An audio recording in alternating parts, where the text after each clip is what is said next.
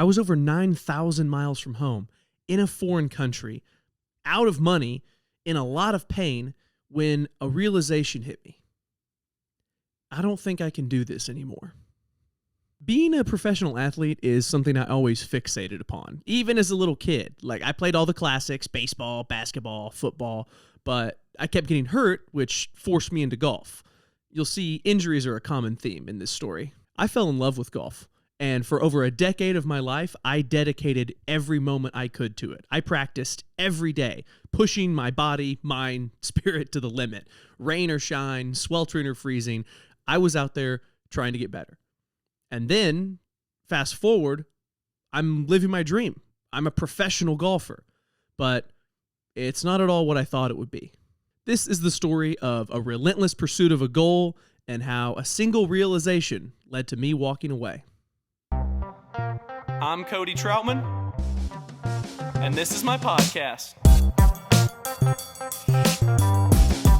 The Cody Trout Pod. Folks, hello and welcome back to the Cody Trout Pod. We got our in-studio audience, as always. Eventually I'm going to stop doing that joke, but let's fast forward to present day for a moment. Now, I rarely play golf. I can maybe play once every month or two, and anytime I think about the game, my feelings about it are complex. Now, I spend every day, or I guess every night, more precisely, telling jokes to strangers and making zero money. A lot has changed in the last few years, and the journey from professional golfer to aspiring and broke comedian is a heavy one, but a fun one too. There's a lot of moments in the journey that I'm proud of, but I also have a lot of regrets. Today, I just wanted to share some of the highlights, the fun moments, the lowlights, the regrets, and the lessons learned. And hopefully this is a meditative exercise for me so that I can take lessons I learned from my failures in professional golf and apply them to what I hope is a burgeoning career in stand-up comedy. If it's not clear already, today's episode is a solo episode. I'll be interviewing myself, basically. I had some people, and by some people, I mean precisely two, after my last solo episode, they reached out to me and they said, hey, really fun solo episode. I would love to hear, if you ever do another solo episode, I would love to hear about your journey from professional golf to comedy. That's just like a unique thing you don't really talk about a lot. And it's true. I don't talk about it a lot because I'm pretty ashamed. You know, I think for the longest time, my life was dedicated to golf, and I thought I was going to be on the PGA Tour, one of the best players in the world, and to fall short of that for a number of reasons, which I'll get into today, it brings me great shame. It brings great shame upon my family. So I don't talk about it enough, but I do think it would help me process it and move on, and help me not make those same mistakes again, and maybe even help somebody listening that's gone through a parallel experience where you give your all to something and you don't get out of it what you hoped and dreamed about. How do you move on? How do you pick up the pieces and start again? Because I think the reality is very rarely does your first big dream work out. Very rarely do you get everything you wanted out of the first thing you try. Sometimes it happens, but for most of us, it doesn't. I'm in the most of us category. So hopefully we all learned something today, and hopefully I make you laugh, because there are some funny stories I want to share too. I mentioned at the beginning, there's some moments I'm proud of and some regrets I have, and that's true. I would say a central theme I want to keep in the episode today is kind of where can I find the joy in the journey that I might have lost along the way, or let my own judgment of my performance cloud. What moments am I proud of, and what regrets do I have? Some of the joyful moments are some stories I'm going to share, which by reflecting on them has helped me reminisce on them more fondly, and even reach out and reconnect with some old friends that are in some of these stories, and just let them know how much they mean to me and how much I enjoyed that chapter of my life. Some of the things I'm proud of is, and I'll touch on it a little bit, I had a number of really serious injuries that really hurt my body and mind, and I was proud of myself for picking up the pieces and persevering through each one of those. You know, I would sometimes even too quickly just want to get back out there and start practicing again. I'm proud that even as a young man and even a boy, from the time I was 13, I was really focused and dedicated to this goal, which I don't think is something a lot of 13-year-old kids do. So I'm 29 now. I look back at 13-year-old me, and I'm really impressed and proud that 13-year-old me all the way up through 25-year-old me was so dedicated to something. The determination, dedication, single-minded focus, I think that's a valuable skill, and I'm very happy that it exists within me. But that does lead to some of the regrets. Some of the things I regret on the journey are I did have this single-minded focus and belief and need to reach the mountaintop, whatever, which is poorly defined, but I defined it within myself as PGA Tour, one of the best players in the world, maybe even winning majors in my dreamiest of dreams. And in golf, major championships are the biggest tournaments out there. So I wanted to get to the literal pinnacle. And I was always scouring every moment to see what each victory or defeat or action throughout every day meant in the grand scheme of things. Oh, this one bad shot on a practice round on a Tuesday, that means 10 years from now I'm going to fall short. I just put so much pressure on myself every day and every moment. And what that did is it took me out of the present. I didn't appreciate the journey for what it was. I know this sounds cliche and cringe, and you hear a bunch of gas bags wheeze on about this stuff. They have a point. I did not appreciate the journey, the people I met along the way, the places I got to go, playing the beautiful game of golf. I didn't appreciate and enjoy it like I should have because I was always focused on the next thing. Like, how's this going to impact my next tournament? Where am I going to go from here? How's my game going to turn out this way? Instead of just being like, wow, I'm getting to be outside playing a game that I love with people I enjoy, competing, feeling fulfilled in my pursuit of it. Those are really valuable, noble, honorable things. And I let my desire for success down the road cloud and poison the enjoyment of something beautiful. And I'll always regret that. So I want to kind of keep those, the proud moments, the regrets, and the joy. Let's keep those at the central focus in these stories and see maybe what I could learn from them. To briefly touch on the beginning, I only started golf because I was playing baseball, basketball, and football. I wasn't really particularly good at any of them. I was a pretty good pitcher in baseball. Coach Walsh from Edmond Santa Fe, I will call him up. He can vouch for me. For a little kid, I was a pretty good pitcher. Other than that, I was pretty all right at everything. But I kept getting hurt. And eventually the doctor said, all right, your elbow is trashed. No more baseball, basketball, football, but you can play golf. And I thought golf was whack. But my mom said, if you're in this house, you're going to play a sport, golf it is. And so I showed up to tryouts, having never hit a ball before. And there was this guy named Drew Eisen, who became one of my best lifelong friends, still a brother to me to this day, who took me under his wing and literally taught me how to play golf. We would be playing holes like in tournaments and qualifying matches, and I would be like, Drew, what should I hit here? He's like, you should hit a 7-iron. You should aim it at that tree, and you should kind of hit it soft. And I'd be like, okay, I'll do that. At the time, I just thought that's how you did it. Later on, I realized, I was like, that's crazy. This guy was teaching me how to play golf and asking nothing in return. That's just hilarious. It's like showing up to a job and asking your boss, like, what do I do here? What do I do here? What do I do here? It's like, didn't we interview you and vet you before we hired you?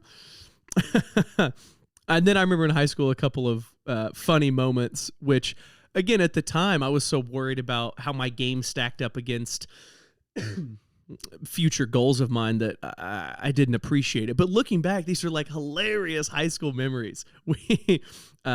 Golf wasn't exactly the coolest sport. So Drew and I, this guy that I'm talking about, like one of the coolest things is like the morning announcements that people would get like their sports accomplishments read off. And we're like, why is golf never on there? We just thought like some announcement czar didn't like us. Well, it turned out there was no announcement czar. The coaches of each sport would fill out a form and just submit it for the announcements, and the announcements would just get read off. There was no vetting process, and our coach didn't work at our school, so he was never there to fill out the form and submit announcements, so that's why we were never on the morning announcements, and we're never cool. This is why I was getting no pussy in high school. I would have been getting mad pussy. No, just that's not true. But I did want to be on the announcements and feel cool when my name was called. So Drew and I found the announcement forms, and our coach wasn't involved at our school. So we were like, you know what?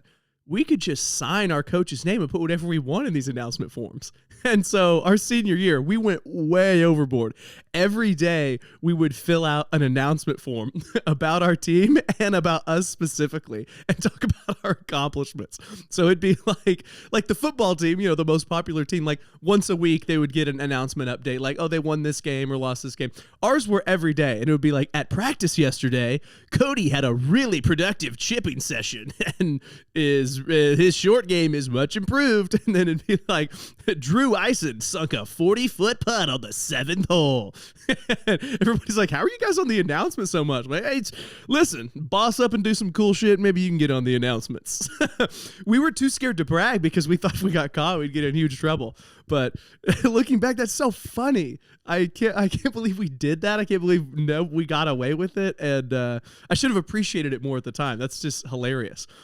Also on Halloween, we had like a tournament, and we just thought it'd be funny to wear Halloween costumes. So we showed up to a golf tournament. I was wearing a taco outfit. He was wearing a prison inmate outfit. And Drew shot like 67. He was really good. He was the best player on the team my senior year. But he was really good. And so some kind of prison outfit is like winning a tournament. Gosh, that's so funny. It's illegal how good he was. You know what I'm saying? I say best player on the team. I don't want to slight the before our senior year. There was a guy named Max McGreevy on our team, and he now plays on the PGA Tour. He's like actually legit one of the best players in the world. I can't claim a close friendship with him. I was just lucky enough to be on the team and witness greatness for a while. That guy is amazing. So shout out to Max McGreevy. I would never claim that you weren't the best player on the team. Also, I remember one time, high school golf tournaments, you just take the bus and play wherever whatever shitty course they sent you to. Late at night, one time we had to drive through a bad neighborhood and stop at a Brahms to get some food because the tournament had taken all day. And, I was standing outside this Brahms in my golf outfit, rapping along to like some Lupe Fiasco song or something. And our coach was so worried. He comes bursting out of the Brahms. He's like, Cody, shut the hell up. We're in a bad neighborhood. You can't be rapping and wearing a collared shirt outside of a Brahms. I remember we had never seen him that mad. And so we were all really scared.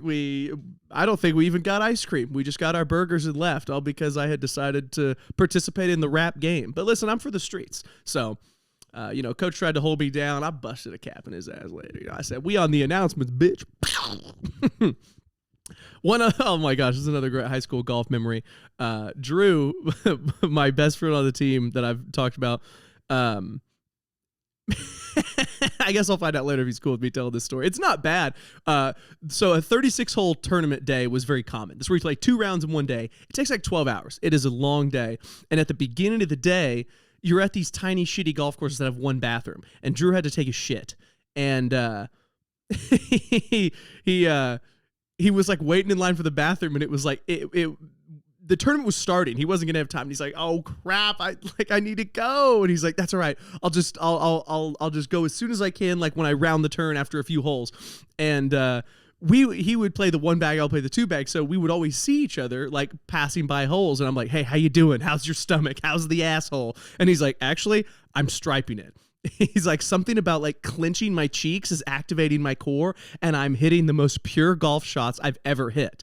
I was like, wow, that's really cool. It'll be what a relief when you finally get to let it out. He's like, let it out? He's like, I'm playing the squeeze all day. I can't let it out. And so he held his shit all day because he was hitting it so good. And it worked. He won this tournament by 10 shots. And if you're not a golf player, you don't. This is an unbelievable margin of victory. I finished fourth. Then like a big 6A tournament. This was a great finish for me. There was a lot of great competition in the field. I finished fourth. I lost by 14 shots because him and I would tell each other our scores going by each other, and you don't know what everybody else shoots until the end of the day. He kept telling me like what he was at in relation to par compared to me, and I was like, I'm gonna finish last. How is this possible that I'm playing? Like, I thought I'm playing pretty good, and it turns out no, Drew was just the man. So he yelled his shit all day, but he did win the tournament. Drew won like 4 tournaments our senior year. That guy was awesome. Also our senior year, one thing I did, speaking of regrets, I'll always regret this.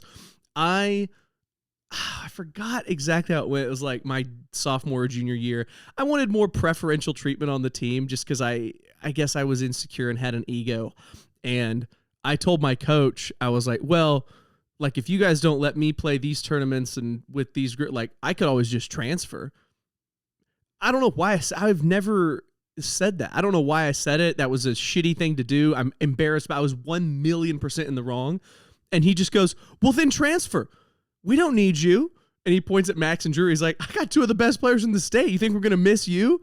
I was like, wow, I've really crossed a line here. Not only have I said something super shitty, but my coach is not fucking around today. So I had to just be like, I think I'll stay. And basically just eat crow for the next couple weeks while everybody knew that I got bitched out on the putting green.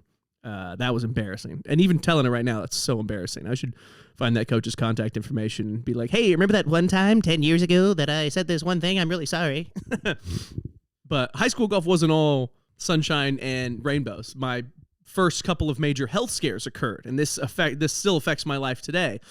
In the same kind of calendar year, I had my first major back injury, which was just like a bulging disc at this point, which is not like that crazy, but in high school, that's pretty early to have it. It's not good. So my back was really screwed up. And so I tried to go to the chiropractor, seeing all these trainers, doing all this rehab stuff. And then in the same calendar year, the doctors never quite figured out what caused it. It was a combination of medications, bacterial infection, side effects of medications mixing, and who knows what else. But I had multiple, I think the number was 5, at the same time, bleeding ulcers in my stomach, and they happened fast. And so it was like, I think it was like early January when I was 19 years old, my senior year of high school. I remember I was really sick, and I just like kept getting sicker, and then my stomach was destroyed. And then I started getting super dizzy, and I couldn't stand up. I remember I woke up in the middle of the night. I tried to walk to the bathroom, and I was so dizzy. And as I fell down, and I fell forward. I was like passing out, and I woke up, and there was like a pool of blood around me. And it turned out I had been throwing up blood. So then I was like, oh shit. And I tried to like crawl towards the toilet, threw up more blood. It's the middle of the night. I'm upstairs. I try to like get up to like go tell my parents. I can't. So I just crawl to my phone, getting my bloody vomit all over it. This is really gross, by the way. Sorry, I should have given some sort of warning. And I called him. I was like, I think I'm really sick. And so my dad, who's usually pretty laid back, he's like, I'll check on him. He's up early. And so he comes upstairs and he sees the literal crime scene that is my room. And fun fact, this podcast studio is at my parents' house in my former bedroom.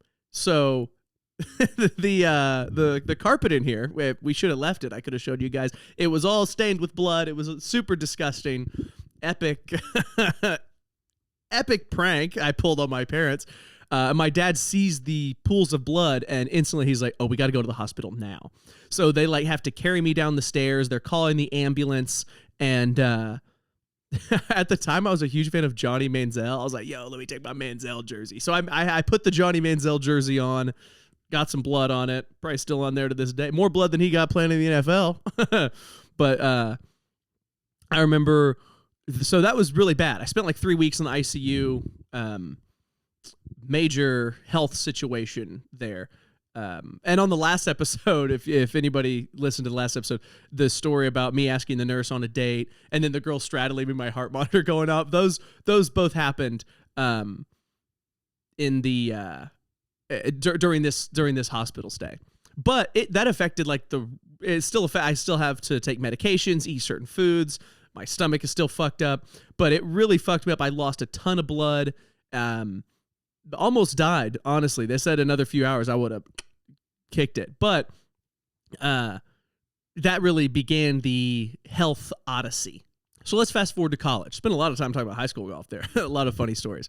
So I go to college, and I'm like an okay player. I'm a late bloomer in golf, life, sex, everything. So I go to college, and I'm like, I'm good enough to like walk on to like a low tier D1 team, but I wouldn't get a lot of playing time, wouldn't get a scholarship. So I went to a Division II school, and it was close to home, and I liked the coach a lot. So I went somewhere that I could get some scholarship, that I could get a lot of playing time. Went to UCO, have my UCO, loved UCO. UCO rocked. And being in college, everybody's college years are very formative. I just remember the world got a lot bigger. I wish I would have appreciated it more at the time and socialized more and experienced more of the college experience. I don't just mean like parties, hooking up, stuff like that. I mean making friends of different walks of life, experiencing different things, trying different classes or different clubs, extracurricular activities. I was just so focused on golf that I was just like, I'm locking in. And I thought I was like a miniature Warren Buffett. Me and my best friend had started a couple businesses at this time. So I was like, dude, I just fucking run my businesses and play my golf. But I'll never forget my freshman year. One of my roommates was this redneck guy from El Reno. And he probably wouldn't want me telling all these crazy stories, so I'll just tell one that I thought was so funny. We lived in this apartment, shared common area, and 4 little bedrooms. And each bedroom, you had a little lock on your door, and you had your own bathroom. It was actually really nice. We got a good deal on it because there was 5 of us in there, even though it was 4 bedrooms. And this big redneck guy from El Reno was my roommate, and the lock on the door was just one of those like handle locks where it just prevented the handle from turning. It wasn't a padlock or anything. And every time I would lock it to take a shower, he'd be like, Troutman, you think that's going to stop me? You're going to need a lot more than that to stop me. And the first time I just thought he was like fucking around. And so I locked that door. I go to my bathroom. I'm taking a shower. A minute later, the shower curtain rips open. I'm naked. I look out. He's naked too. I'm like, what the fuck are you doing? He's like, I thought we was showering. Let me make some room. Don't make it gay. Make some room. Let's get clean. I was like, me make it gay? You took all your clothes off and broke into my shower. So never figured out why he did that. And probably was that was probably sexual assault, but I thought it was hilarious. I never really had like a crazy fucking friend. So, and he did crazy stuff every day. That was but a minor infraction. And I remember I would like this sounds so bad, but it was so funny at the time. I would like stack stuff against the door to prevent him from getting in and be like, I'm strong as fuck. And he just busted it open and invade my room anyways. But he was also, do you know anybody that on paper you describe them and it's like, oh, this person's a liability, but you know him and you're like, no, this guy's actually awesome. That was this guy. If you describe him on paper, he sounds like a problem. But if you know him, you're like, this is the best guy I know. He's going to be best man at my wedding. So I remember that was a very eye-opening experience. A naked man tried to shower with me multiple times despite my efforts to bar the door. I'll never forget that. But on the golf front in college, the injuries really started to rack up. And I was self-conscious about it because nobody else was getting hurt as often as me. Maybe my body's just brittle. I don't know. Maybe I'm a huge pussy and I wasn't actually hurt. I mean, that's not true. I have all the MRIs and stuff. I have receipts. See, I'm even trying to justify it now. So I still had these back injuries. I still had this stomach stuff that made me really weak. I remember when my freshman year, I had grown a lot vertically, and then I lost all this weight because of the stomach thing. I think I was 6'1", 140 pounds. Like, really skinny, really weak. So that was a problem. Then sophomore year, I hurt my wrist. So now I have the stomach, the back, and the wrist. My wrist, I tore the cartilage, the ligament, and the tendon, but all partial tears. So I was in this weird limbo of the doctor said, listen, you could do surgery, but you can live just fine like this. I was and this is something I regret, is that I always felt like I had something to prove, especially because I was hurt so often. So I was like, no, I'll just power through it. I'm tough. I think true toughness is knowing when your body needs rest and facing that ego that lives within you and saying, you know what? You got to sit on the sidelines. It'll be slightly embarrassing. You'll want to be out there, but this is what you need for long-term success. But I thought toughness at that time, I was young and naive, and I thought toughness was like, hey, pain don't bother me. And so I was just making everything worse.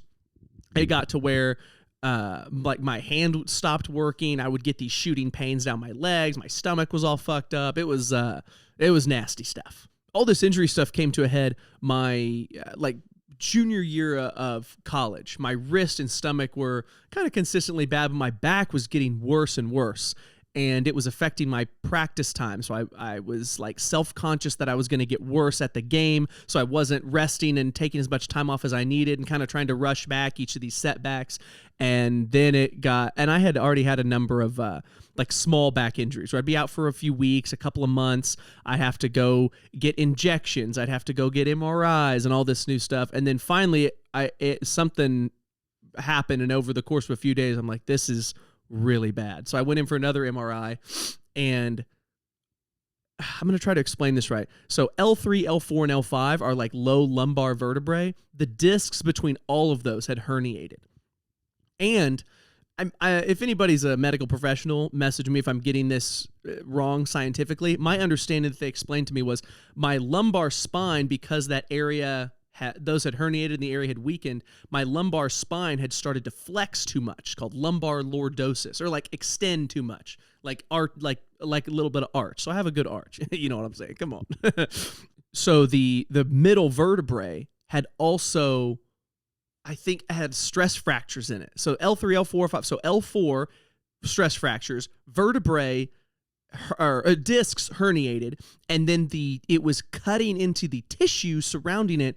So there was like a small bit of internal bleeding is what I understood it as. And it was very clear this was not going to get better. This needed a pretty hefty surgery. And I could have done a smaller surgery previously, but now it was needed because it was affecting my quality of life. Like every time I would sneeze, I would basically start crying, so it would hurt my back so bad. It hurt to shit, which is a bummer because shitting's supposed to feel good.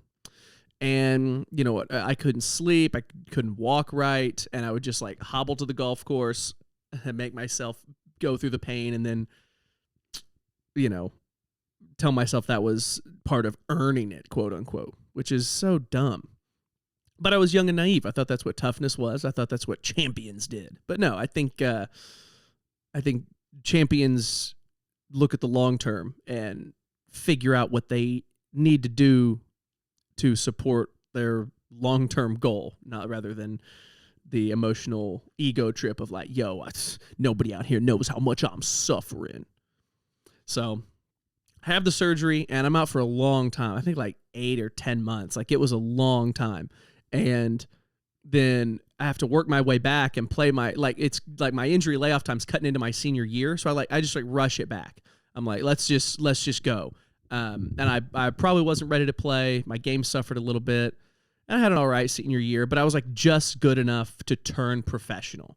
And in golf, turning professional is like not as dramatic as it is in other sports. There's no draft or anything. You just declare that you're a professional and you play for money now.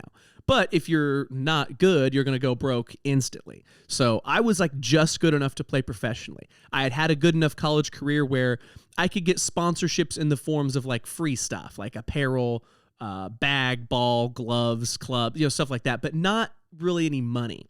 And I had some money set aside, and my parents had set aside some money knowing that this was a goal of mine. And I know, super privileged. I totally get that. My parents were going to help fund my professional golf dreams. My game was good enough. I turned professional, gave it a shot. This should have been like the pinnacle of my life. I should have been so excited, but instead all I felt was like scared. Like I should have been overjoyed. Like we did it. Like I remember I showed up in 7th grade. I'd never even swung a club, and another guy had to teach me how to hit the ball. Now I'm about to play professionally even through all these injuries and hospital stays and surgeries, I'm doing it. But instead I was just like, oh shit, the pressure's really on. Now I got to make good on all these promises I've been making to myself.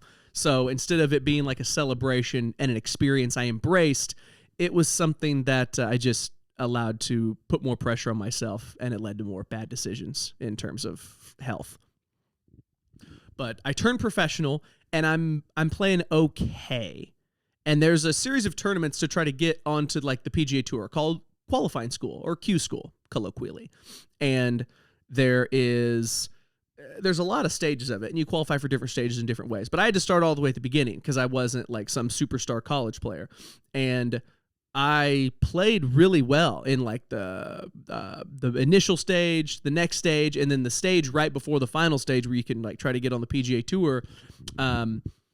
I didn't play as well. Final round, I shot 64, 8 under, low round of the tournament, which I was super psyched about. But the rounds before that, I did not play as well. So I think I finished like 35th or something. I don't know. Like the top 16 moved on. I missed it by quite a bit. But I played good enough to get some attention from a couple little sponsors and other respect of my peers. So my next step, I decided, man, if I really want to go for this, I got to go play on some smaller tours around the world and try to earn some status, which you can do through like their money list rankings, and earn some money or improve my game.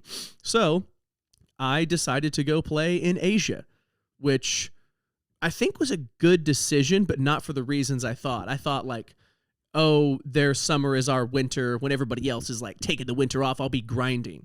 But in reality, I think it was a good decision because I saw I had to really fend for myself out there in a way I hadn't previously in life. Like, yeah, I lived away from home at college, but my college was half an hour from my parents' house. So if things ever really got bad, I could always just go home. But now I'm going to be 9,000 miles away, and days and nights will be opposite, so I won't be able to just call people for help.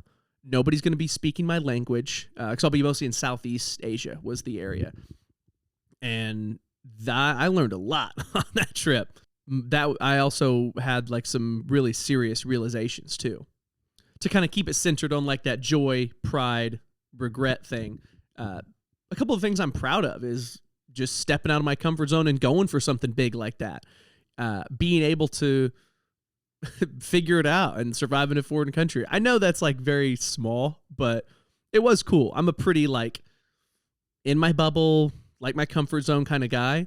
So to go to a foreign country, figure it out, play a competitive professional sport, it felt good. It still feels good to this day that I went over there and figured it out. Got over some of my fears of eating food I'm uncomfortable with, figured out how to communicate with the locals, and saw a whole different way of life, which I think broadened my horizons and affects who I am and how I think to this day. A couple of funny moments I want to share, which again I didn't appreciate enough at the time, are in Southeast Asia, a lot of these courses that we were playing at required caddies. And having your own caddy over there would just be wildly too expensive. We're not making millions of dollars on the PGA Tour. We're like barely scraping by. And the courses provided you caddies for a small fee, but all of the caddies, this particular tournament was in Thailand. All of the caddies were these tiny Asian women. And it's like 107 degrees. It is fucking sweltering. In this like desert course in Thailand. Somehow it was both a desert and a rainforest. It felt like there was just like dirt everywhere, but it's also 9,000,000% humidity. Very interesting. I loved Thailand. That place was great. One of the hotels I stayed at, they had this food cart outside of it that this guy would just pilot around, and he would stay open all night. So at like 2 a.m, I could go get chicken and shrimp fried rice, a Coke Zero, and a Hershey's cookies and cream bar for like $1.17. And I was like paying double at that price. So that was pretty cool. But back to the cat, they were these like tiny Asian women, and they have to carry the bag. And their uniform was like these long pants, this jacket, and this huge hat. And my girl, her name was Noai, and she was like 4'8" on stilts. She was the smallest woman I've ever seen. My bag was bigger than her. It weighed more than her. And she would lug this thing around and she would sprint around this fucking course. Like, I'm exhausted. It's hot. I'm playing. She's carrying the bag and she's like, let's go again. It was humbling. I was very impressed and also a little emasculated, but maybe it was good for feminism that I was like, you know what? These bitches is tough. A couple more funny stories while there before I get to the golf finale was I tried to explore a little bit of, especially when we were in like the more local areas. Like when I was in Bangkok and stuff, it was like, oh, some tourist stuff. But in like Hua Hin and some areas like that, I tried to go out and experience the local flavor. And one of these places, one of the locals was like, oh, this place has good seafood. I like seafood. So I went there and they're like, oh, this is our specialty. Order this fish. And they bring it to me. It's on a paper plate with plastic utensils. And it's just an entire fish. Like, it looks like they just pulled it out of the water and put it on my plate. I was like, is this thing fucking alive? Am I supposed to kill it? And so I'm like looking at it. I don't know how to eat it. I'm kind of trying to like gingerly saw the head off. I don't know. The eyes, it's like the Mona Lisa. They look like they're following you. And I look up and the waiters, which are these like early 20s Thai guys, are just laughing their asses off at me. And I'm like, oh, okay, guys, come on. What am I supposed to do? So they come over and none of them speak English. I don't speak Thai, but they can clearly tell I was struggling. So they just like chop up the fish for me and they're like clapping me on the back. And they're like, yeah, I don't know what they were saying, but I'm sure they were like, you fucking tourist here. Mommy's not here. We'll cut up your food for you. I remember that vividly. Another moment that was really funny is there was a place, it was like, they just had a little sign and it said you could get a pedicure there. And I was like, pedicure in like a little tent in Thailand. And I was kind of checking out everything. So I walked in there and they just have like this little tank of water with a bunch of these little tadpoles in it. And I say pedicure. I don't know that that's what was being advertised, but they were like foot spa treatment. That's what I would say it was a pedicure. Foot spa treatment is what they were kind of calling it. And basically you paid money to stick your feet in this little bucket of water and these little tadpoles would like eat your feet and supposedly they were eating the dead skin and it was like supposed to be this wonderful thing. And I don't know. I did it. It just felt like fish were eating my feet. I didn't feel any health benefits. It just tickled a lot. It hurt a little bit and I don't know. My feet felt the same after. A little raw, and they're like, oh, that's just because it's like that new baby skin. I'm like, no, I think it's because fucking 10,000 fish just bit me, and I let them. Some apex predator I am. But it did make me realize, you know how there's like a lot of Southeast Asians that come to America and do spa work? Well, it's because back in their countries, fish are taking their jobs. Is that funny? I don't know. In my head, that felt funny. Now I say it out loud. I'm like, is that racist? If anything, it's fishist. I'm against fish. I don't want the fish taking my Southeast Asian brethren's and sisterins' jobs. I'll leave it at that. The last thing that was hilarious, you just basically anybody that speaks English becomes your friend when you're on the road like this.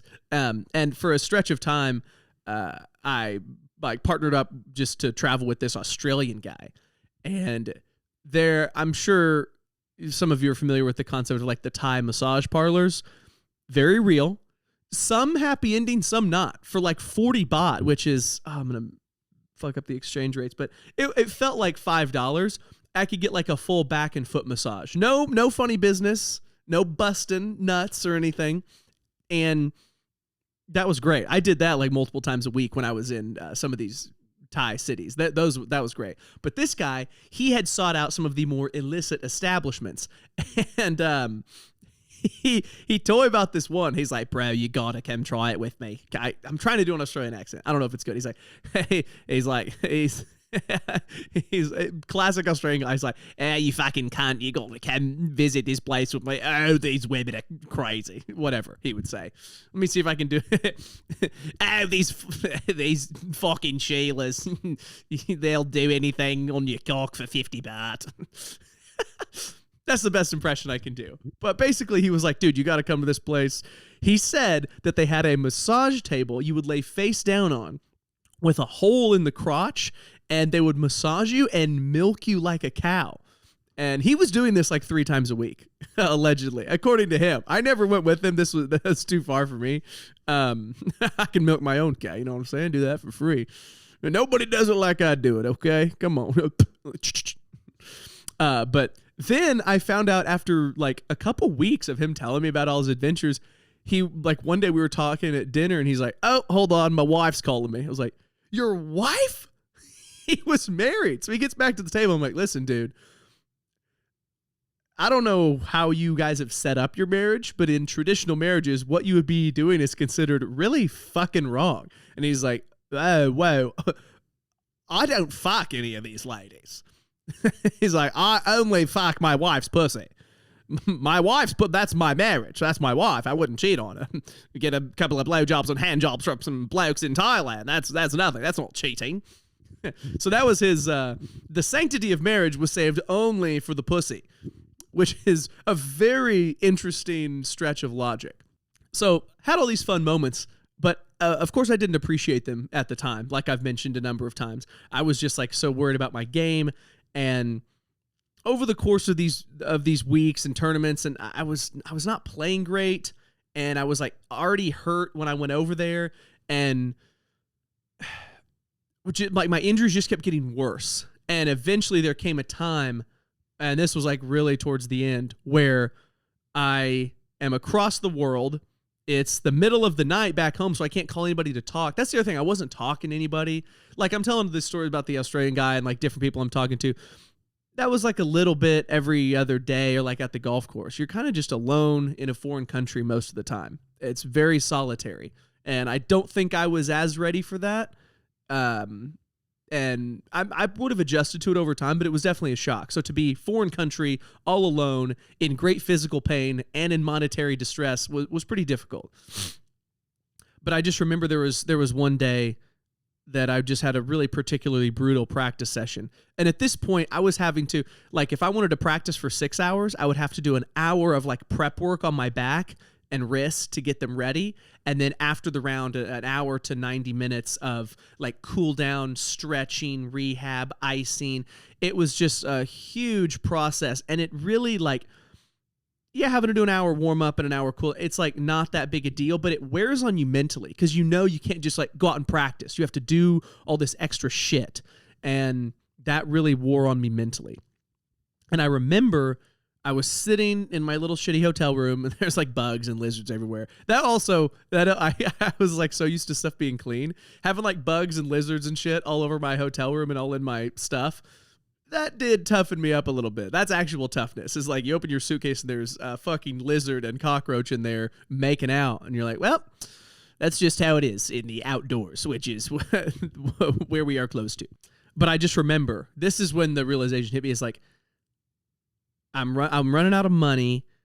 My injuries are not getting better. I'd had this mindset of just push through, get to the destination. It'll all be worth the sacrifices. But then you think about that for even 5 seconds, which I guess I hadn't for an entire decade. The PGA Tour is not the finish line. It is the starting line.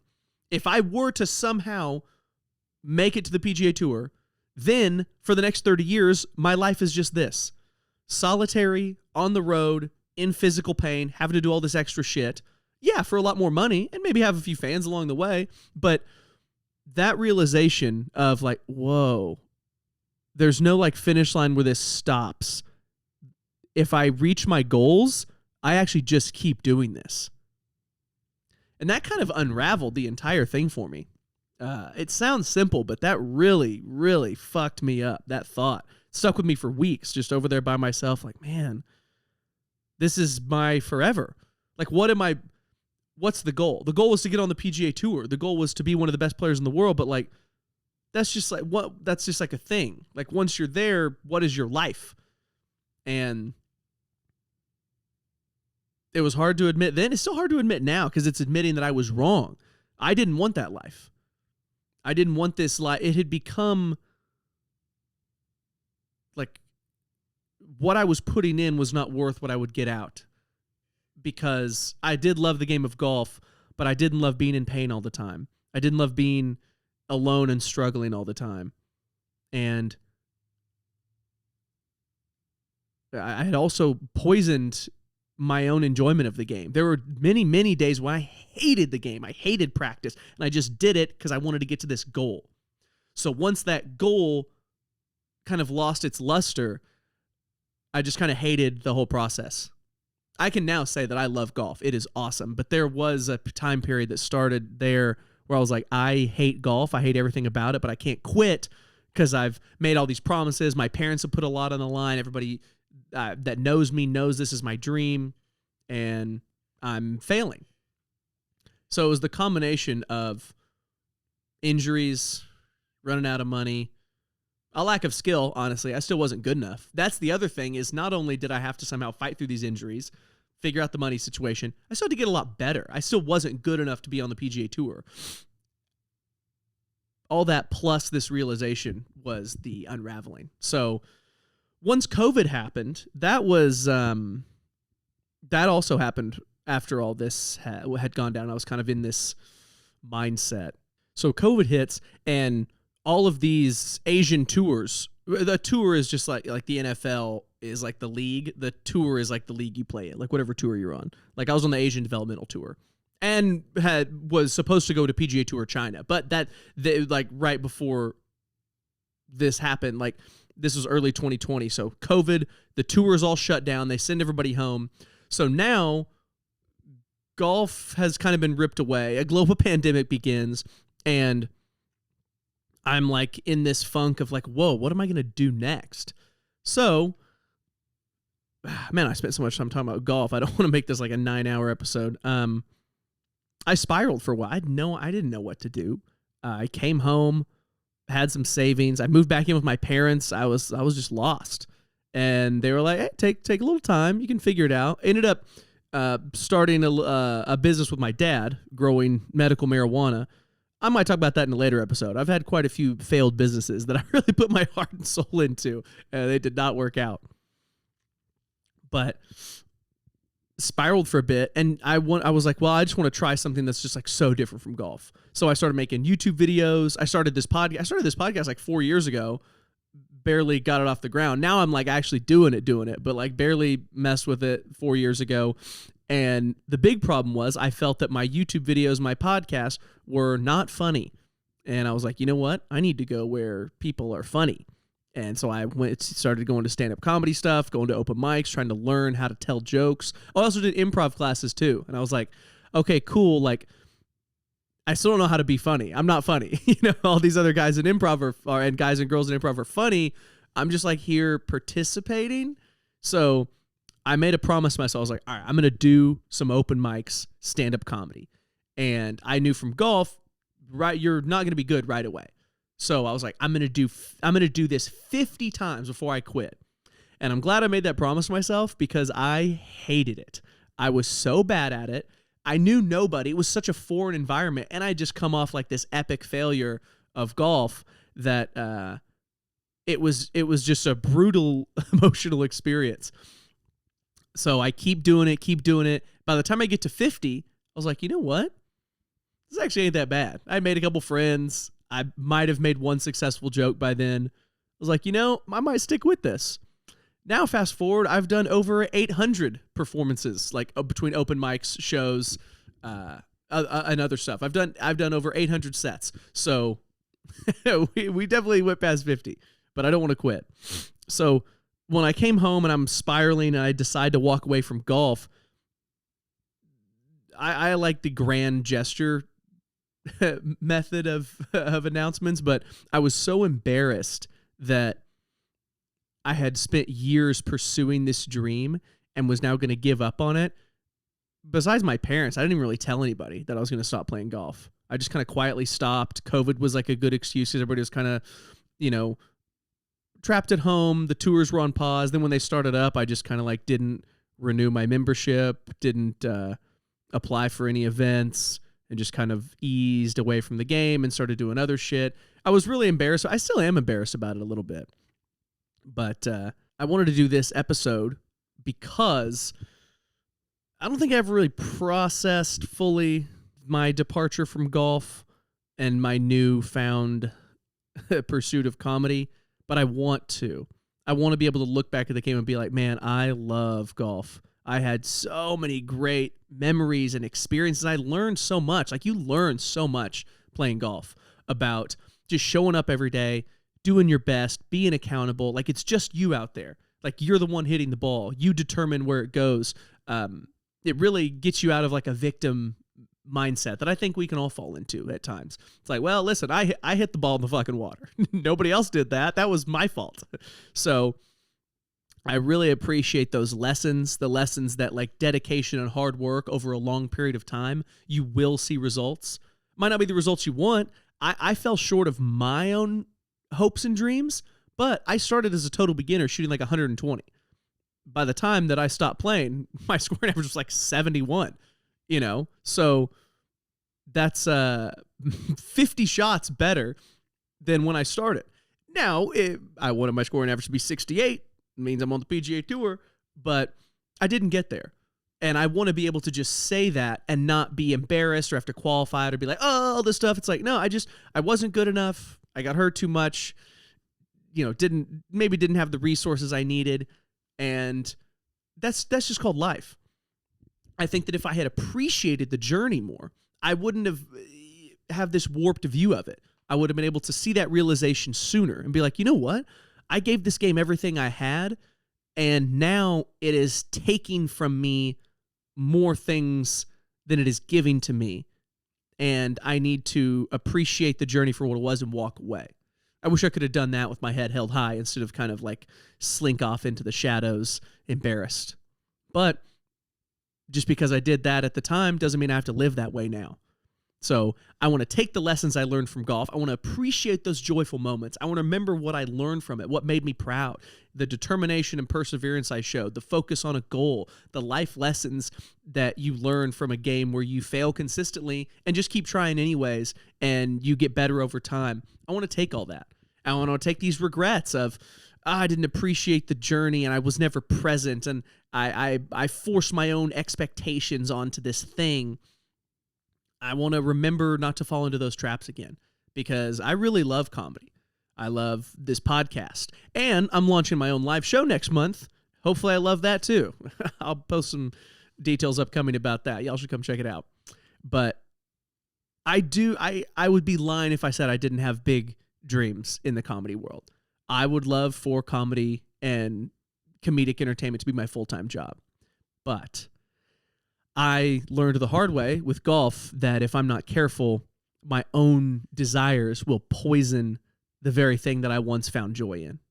So I'm just going to go day by day, try to improve a little bit at a time, make this podcast a little better each episode, make my comedy a little better each performance, and hopefully make my live show a little more fun each time we do it. And if one step at a time I build something that ends up being really cool and can be my full-time job, that's awesome. And if I don't, I want that to be okay too.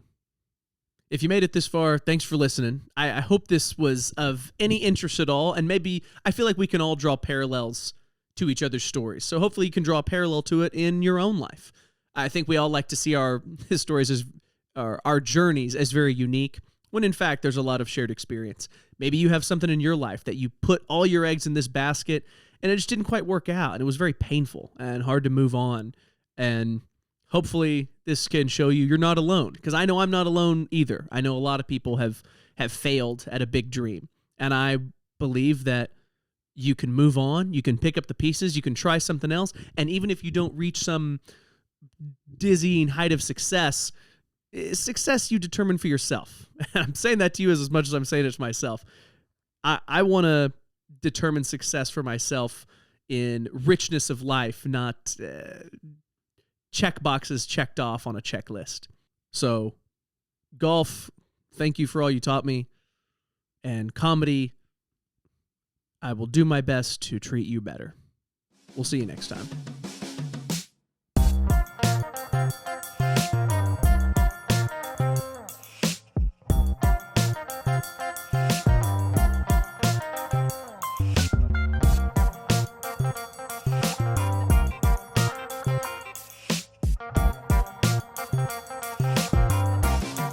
The Cody